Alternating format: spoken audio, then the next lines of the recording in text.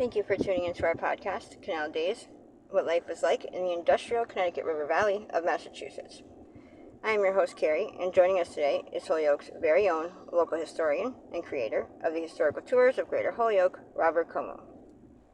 He personally offers and leads public and private tours, as well as presentations of historical sites within communities throughout the state of Massachusetts. Currently, the communities he has chosen to focus on this year are Holyoke, Chicopee, South Hadley, and East Hampton, and also Granby and Amherst as well. His tours spotlight on the local canals, reservoirs, cemeteries, and churches, as well as various park streets and selected historical houses within each community. And in today's episode, we will be discussing the Bay Path Cemetery, located in the community of Springfield, Massachusetts. And why does Bay Path Cemetery exist? Springfield is a rather large place with a high population, and every community can have paupers where the family cannot afford for the burials, or these are people that just had no family at all. And so it exists because it's Potter's Field, it's an almshouse cemetery, it's a set of paupers' graves, and it used to be right behind an old hospital that was the almshouse itself. All right, we're going to talk about what's around that area now, and talk about the gravestones that are within it, and whether the city honors the people there as well as they possibly could. But the reason why it exists and most other places wouldn't have a cemetery like this, because in most other communities, towns and cities in Massachusetts, they're not as large as Springfield, and so their Potter's Field is within a cemetery that's already been established. But in these larger places, Springfield, Worcester, and Boston, which are very large places, they'll have their own separate cemetery just for the Potter's Field.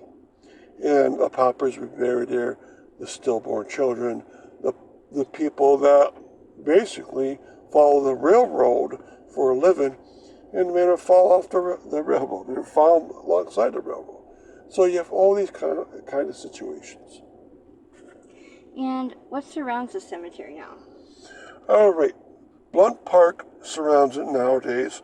It used to be that there was a hospital about 100 yards away, and this cemetery was in the back of that hospital. It was called the Springfield Hospital.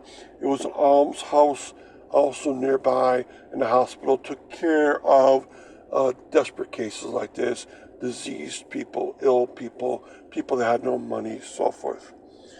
And nowadays you have Central High School, you have the baseball fields of Blunt Park, you have a residential community, you have Roosevelt Avenue with a lot of noise in that park. You have a senior center inside the park nowadays, and you have playground sets, and you have at one corner a pool. So it's now a very active site, but imagine 100 years ago, this was only for the very ill people to be. What's happening to those kind of people?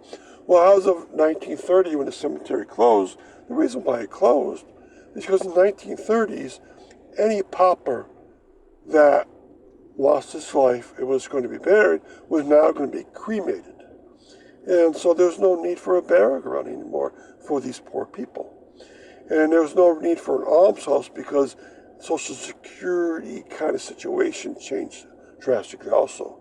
So the key was from 1875 to 1930, this was active because of the way Springfield was.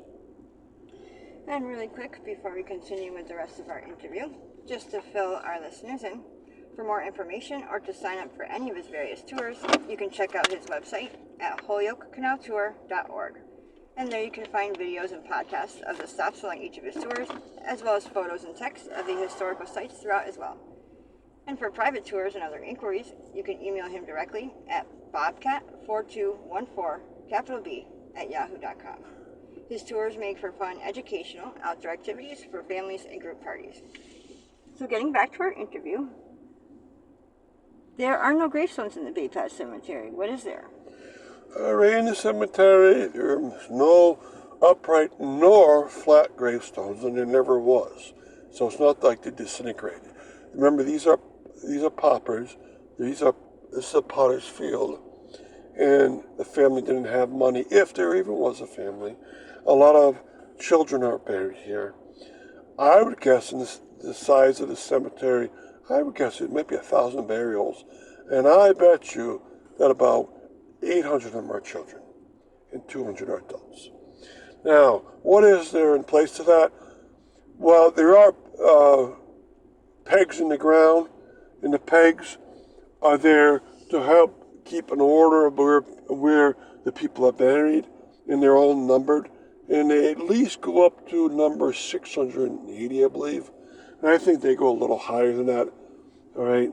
And there's also a memorial tablet in the middle of the cemetery, which doesn't have the names of the people, but it does have the name of the cemetery itself, and it tells when the years when it was acted, 1875 to 1930s, and it tells you what the cemetery was for. And that was put up about 30 years ago, which is very nice.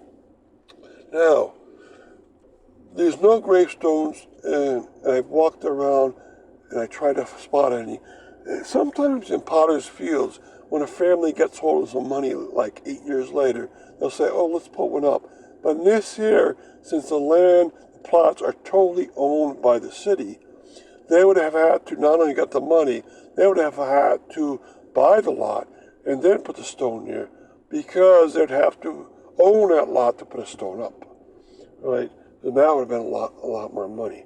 So these are a lot of unknown people, but I've been finding some of them recently by looking through the death records of Springfield.